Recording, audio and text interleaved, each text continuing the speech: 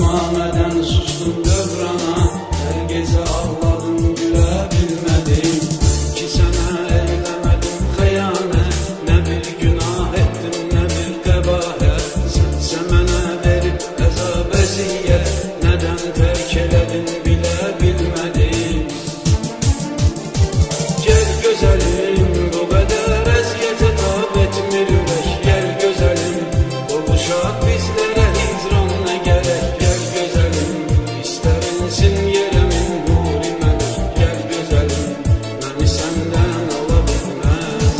Gəl gözəlim, bu qədər əziyyətə tab etmir ürək. Gəl gözəlim, qovuşaq bizlərə hicran nə gərək. Gəl gözəlim, istərinsin yerəmin nuri mələk. Gəl gözəlim, məni səndən ala bilməz.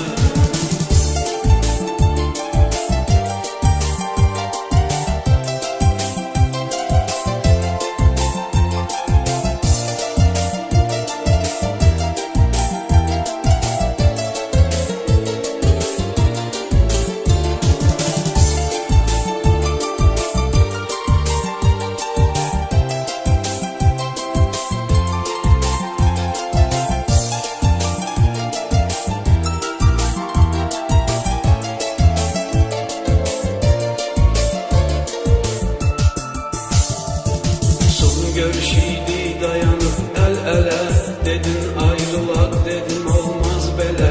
Gedərkən elə söz gətirdin dilə, dur deyib arxanca gələ bilmədin.